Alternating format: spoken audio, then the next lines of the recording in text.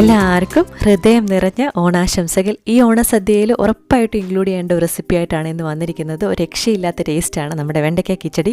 ഇതുപോലെ ഒന്ന് ട്രൈ ചെയ്ത് നോക്കുക, നിങ്ങൾക്ക് ഉറപ്പായിട്ടും ഇഷ്ടപ്പെടും. അപ്പം നമുക്കിത് എങ്ങനെ ഉണ്ടാക്കുന്നുള്ളത് കാണാം. അതിനായിട്ട് ഞാനിവിടെ 20 ചെറിയ വെണ്ടയ്ക്ക എടുത്തിട്ടുണ്ട്. ഇത് നമുക്കൊന്ന് ഫ്രൈ ചെയ്തെടുക്കണം. അതിനായിട്ട് കഴുകിയതിന് ശേഷം നമുക്കൊന്ന് തുടച്ചെടുക്കാം. ഇത് ഫ്രൈ ചെയ്തെടുക്കുന്ന താമസം മാത്രമേ ഉള്ളൂ, ബാക്കിയെല്ലാം വളരെ എളുപ്പമാണ്. അതുപോലെ തന്നെ കല്യാണ സദ്യയിൽ അതേ ടേസ്റ്റാണ് കേട്ടോ, നല്ല രുചിയാണ്. ഇത് മാത്രം കൂട്ടിയിട്ട് ചോറ് കഴിക്കാനും നല്ല ടേസ്റ്റാണ്. അപ്പം നമ്മളിത് തുടച്ചെടുത്തതിന് ശേഷം ഇതുപോലെ കനം കുറച്ചൊന്ന് അരിഞ്ഞെടുക്കണം. ഇനി നമുക്കിതൊന്ന് ഫ്രൈ ചെയ്തെടുക്കാം. അതിനായിട്ട് കുറച്ച് വെളിച്ചെണ്ണ ഒഴിച്ചു കൊടുത്തിട്ടുണ്ട്. ഒരു മീഡിയം ഫ്ലെയിമിൽ വെച്ചിട്ടാണ് നമ്മളിത് ഫ്രൈ ചെയ്തെടുക്കുന്നത്. പെട്ടെന്ന് തന്നെ ഇത് വറുത്ത് കിട്ടും. ഇപ്പോൾ ഒരുപാട് അങ്ങ് കറുത്ത കളർ ആവുന്നത് വരെ നമ്മൾ വറക്കേണ്ട ആവശ്യമില്ല. ഒരു ഗോൾഡൻ കളർ ആകുമ്പോൾ നമുക്ക് സ്റ്റോപ്പ് ചെയ്യാം. അപ്പോൾ ഈ ഒരു കളർ ആകുമ്പോൾ നമുക്കിത് വറുത്ത് കോരാം. ഞാനിത് ബാച്ച് ആയിട്ടാണ് വറുത്തെടുത്തിരിക്കുന്നത്. ഇത് നിങ്ങൾക്ക് നേരത്തെ തന്നെ ചെയ്തു വെക്കാം. അപ്പോൾ ഇന്ന് തന്നെ ചെയ്തു വെക്കുകയാണെന്നുണ്ടെങ്കിൽ നാളെ സദ്യയ്ക്ക് രാവിലെ ഇതൊന്ന് മിക്സ് ചെയ്തെടുക്കേണ്ട താമസം മാത്രമേ ഉള്ളൂ. അപ്പോൾ വെണ്ടയ്ക്കയെല്ലാം നമ്മളിത് വറുത്തെടുത്തിട്ടുണ്ട്. ഇനിയെല്ലാം വളരെ എളുപ്പമാണ്. നമ്മളിനി അടുപ്പത്ത് പോലും ഒന്നും വെക്കേണ്ട ആവശ്യമില്ല. അപ്പോൾ നമ്മളൊരു പാത്രം എടുത്തിട്ടുണ്ട്. പാത്രത്തിലേക്ക് നമ്മൾ 2 കപ്പ് തൈരാണ് ചേർത്ത് കൊടുക്കുന്നത്. ഞാൻ ഉടച്ച തൈരാണ് ചേർത്ത് കൊടുക്കുന്നത്. 2 കപ്പ് എന്ന് പറയുമ്പോൾ ഓൾമോസ്റ്റ് നമ്മുടെ 1/2 ലിറ്ററിൻ്റെ ഒരു കവറോളം വരും. ഇത് നമുക്ക് തേങ്ങ അരച്ചെടുക്കാം. അതിനായിട്ടൊരു മിക്സിയുടെ ജാറിലേക്ക് 3.5 ടേബിൾ സ്പൂൺ ചിരകിയ തേങ്ങ ചേർത്ത് കൊടുക്കാം. 1/4 കപ്പിലും താഴെയായിട്ടാണ് നമ്മൾ തേങ്ങ എടുത്തിരിക്കുന്നത്. വളരെ കുറച്ച് മതി. അതായത് 2 കപ്പ് തൈരിന് 1/4 കപ്പിലും താഴെയായിട്ടാണ് നമ്മൾ തേങ്ങ എടുത്തിരിക്കുന്നത്. ഇനി നമുക്കിതിലേക്ക് 3 പച്ചമുളക് ചേർത്ത് കൊടുക്കാം. ചില സ്ഥലത്തൊക്കെ പച്ചമുളക് ഇങ്ങനെ അരയ്ക്കുന്നതിന് പകരം ചെറുതായിട്ട് അരിഞ്ഞ് ആ എണ്ണയിൽ തന്നെ ഒന്ന് വറുത്ത് കോരാറുണ്ട്.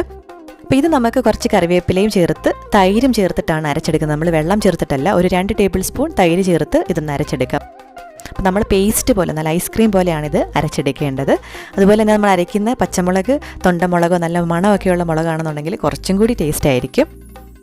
ഇനി ഇതെല്ലാം കൂടെ മിക്സ് ചെയ്യുമ്പോഴത്തേക്ക് നമ്മുടെ വെണ്ടയ്ക്ക കിച്ചടി ഇവിടെ റെഡിയാവും. അപ്പോൾ അതിനായിട്ട് നമ്മുടെ ആദ്യം എടുത്ത തൈരിലേക്ക് അരച്ചു വെച്ചിരിക്കുന്ന പേസ്റ്റ് ചേർത്ത് കൊടുക്കാം.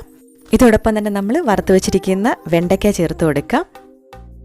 നല്ലപോലെ ഇത് മിക്സ് ചെയ്തെടുക്കാം. ഇനി ഇതിലേക്ക് ഒരു കാര്യം കൂടി ചെയ്യാനേ ബാക്കിയുള്ളൂ. അതിന് മുന്നേ ആയിട്ട് നമ്മുടെ ചാനൽ സബ്സ്ക്രൈബ് ചെയ്യുന്ന കാര്യം മറക്കണ്ട. ആ സൈഡിൽ കാണുന്ന ബെല്ലൈക്കൺ കൂടി ക്ലിക്ക് ചെയ്യുകയാണെന്നുണ്ടെങ്കിൽ പുതിയ വീഡിയോസ് ഇടുമ്പോൾ നോട്ടിഫിക്കേഷൻസ് ആയിട്ട് കിട്ടിക്കോളും. അതുപോലെ തന്നെ നമ്മുടെ ഓണം റെസിപ്പീസ് എല്ലാവരും ട്രൈ ചെയ്ത് നോക്കുക. വളരെ ടേസ്റ്റി ആയിട്ടുള്ള റെസിപ്പീസാണ്. നമ്മുടെ പച്ചടിയൊക്കെ തീർച്ചയായിട്ടും, ബീട്രൂട്ട് പച്ചടിയൊക്കെ തീർച്ചയായിട്ടും ട്രൈ ചെയ്ത് നോക്കുക. ഞാൻ അതിൻ്റെയൊക്കെ ലിങ്ക് ഡിസ്ക്രിപ്ഷൻ ബോക്സിൽ കൊടുക്കാം. അപ്പോൾ നമ്മളിത് നല്ലപോലെ മിക്സ് ചെയ്തെടുത്തിട്ടുണ്ട്. ഇനി നമുക്കിതിലേക്ക് ഉപ്പ് ചേർത്ത് കൊടുത്ത് മിക്സ് ചെയ്തെടുക്കാം. നമ്മൾ ഇതുവരെ ഉപ്പൊന്നും ചേർത്ത് കൊടുത്തിട്ടില്ലായിരുന്നു. അപ്പോൾ ആവശ്യത്തിന് ഉപ്പ് ഈ സമയത്ത് ചേർത്ത് കൊടുക്കുക. ഇനി ഇതിലേക്ക് നമുക്ക് താളിച്ച് ചേർത്ത് കൊടുക്കണം. അതിനായിട്ട് നമ്മൾ വെണ്ടയ്ക്ക വറുത്ത അതേ എണ്ണ തന്നെ ഞാൻ ചൂടാക്കി കടുകും വറ്റൽമുളകും കറിവേപ്പിലയും ചേർത്ത് മൂപ്പിച്ചെടുക്കുകയാണ്. നമ്മളിതിൽ കൊച്ചുള്ളി ചേർത്ത് കൊടുക്കാറില്ല സദ്യയിലെ കറികളായതുകൊണ്ട്. ഇതും കൂടി ചേർത്ത് താളിച്ച് കൊടുത്ത് നല്ലപോലെ മിക്സ് ചെയ്തെടുക്കുമ്പോഴത്തേക്കും സത്യത്തിൽ നല്ല ടേസ്റ്റി ആയിട്ടുള്ള വെണ്ടയ്ക്ക കിച്ചടി ഇവിടെ റെഡി ആയിട്ടുണ്ട്.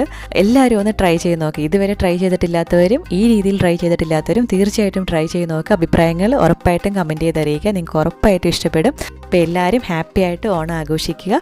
വിശേഷങ്ങളൊക്കെ അറിയിക്കുക. പുതിയ റെസിപ്പി വീഡിയോ ആയിട്ട് നമുക്ക് വീണ്ടും കാണാം. അതുവരേക്കും ബൈ.